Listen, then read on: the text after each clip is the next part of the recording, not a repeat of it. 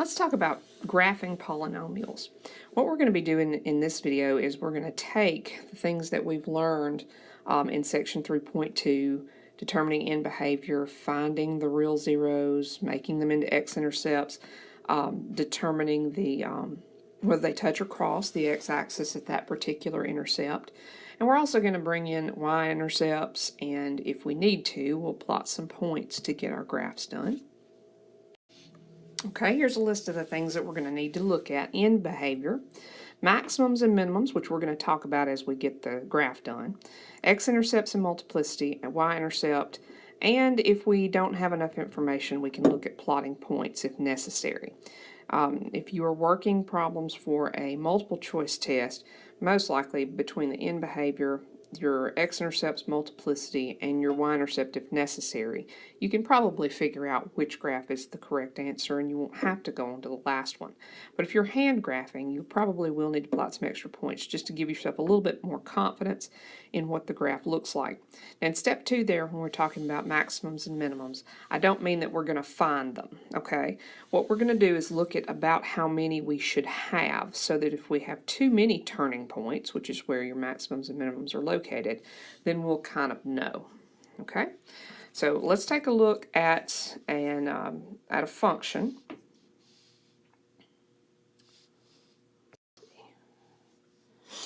Let's say we want to graph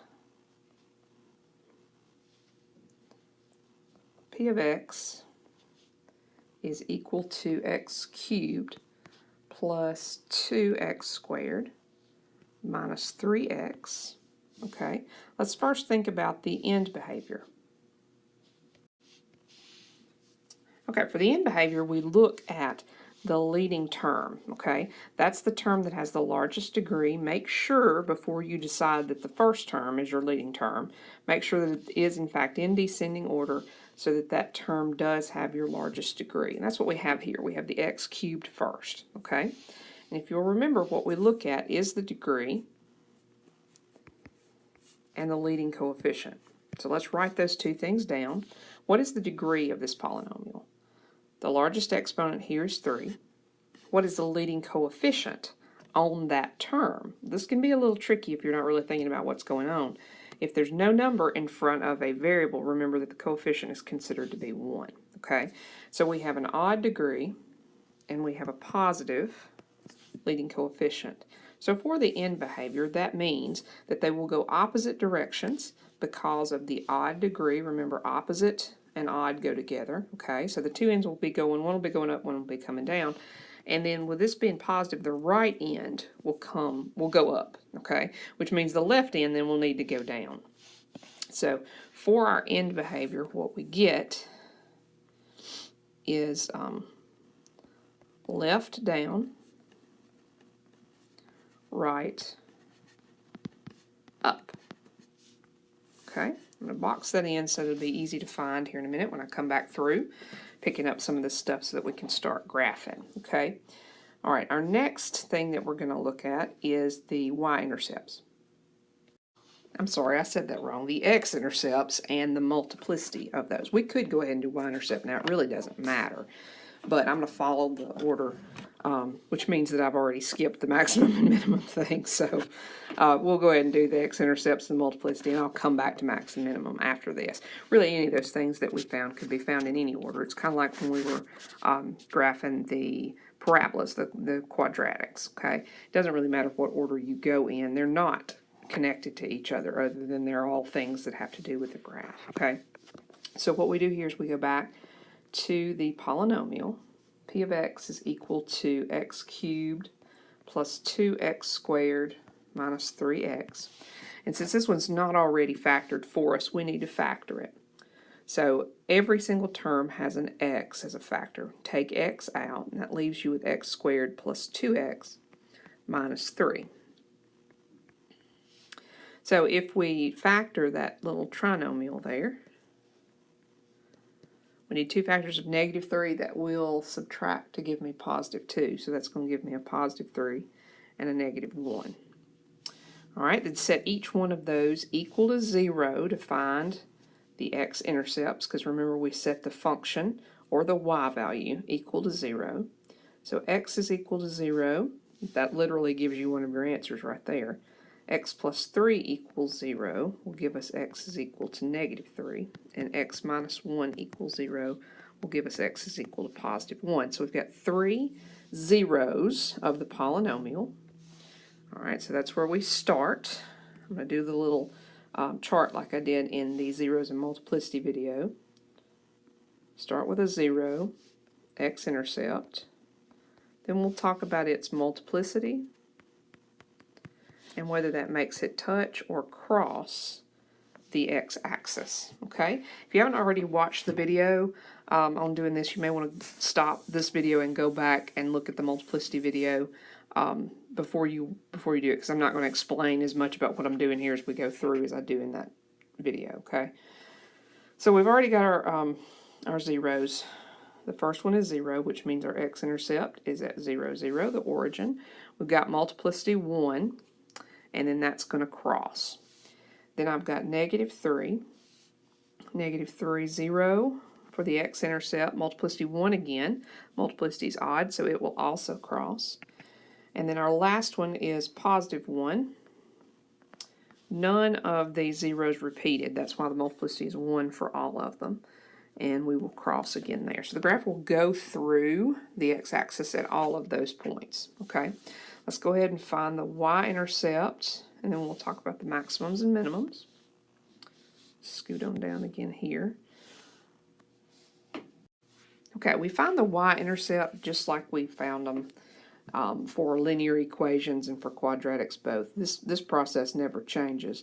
You're going to find p of 0, so you're plugging 0 into each x. 0 cubed plus 2 times 0 squared minus 3 times 0. I want you to notice what's happening here.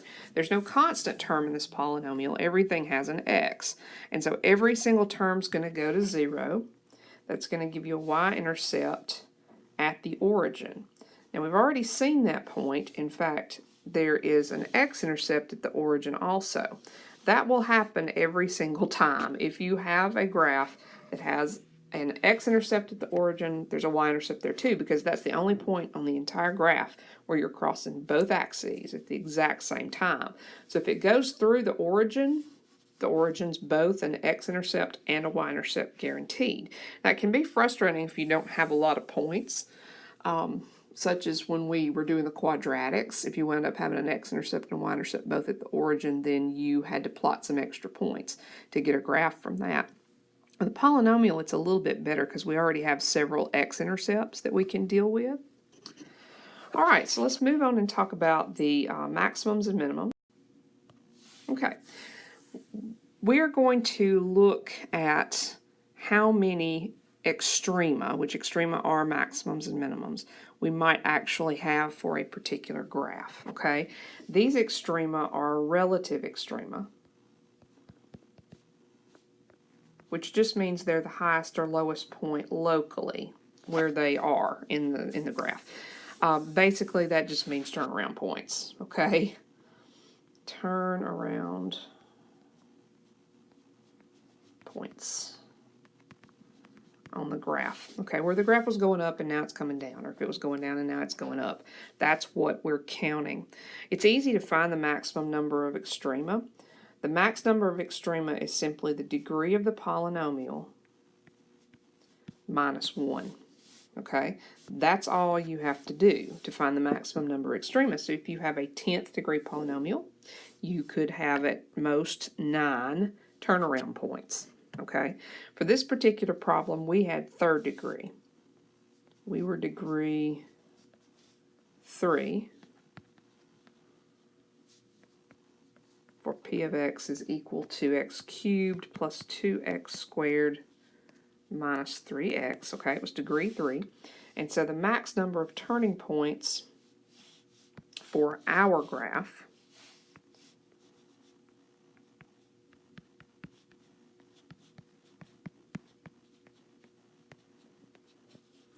is equal to 2. We will have at most 2, okay? Now that probably will come in the form of 1 maximum and 1 minimum. They tend to happen in pairs because if you go up and then come back down, in order for you to have another turnaround point, you have to turn around and go back up. So that gives you one max and one min, or maybe your minimum's first and you have a minimum then a maximum. We're not going to find them.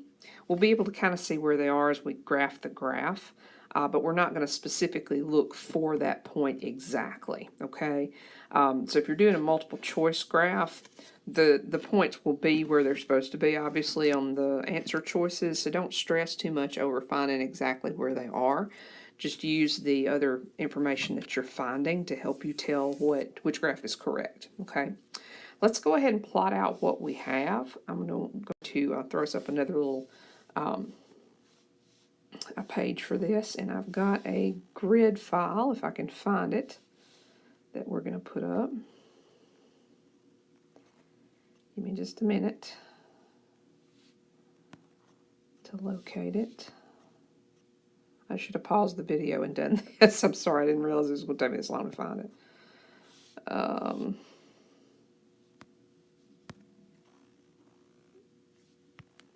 Okay, here we go.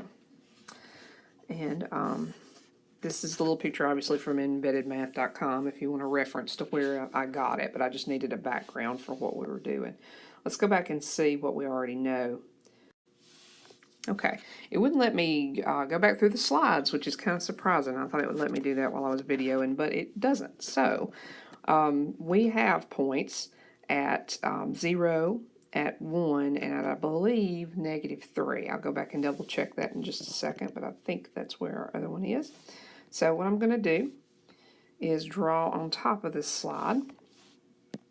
I'll make it a little bit bigger first so we can kind of see what we're doing. We'll let 1 grid square be equal to 1 unit. And I know that I've got a point, might ought to use red there so it doesn't blend in quite so much. I know I've got a point right here. I'm sorry, that looks like a big jumble of thread there, but it's not very easy to draw dots with this program. I've got a point there, and then I'm going to have a point at +1. And I've got another x-intercept at -3.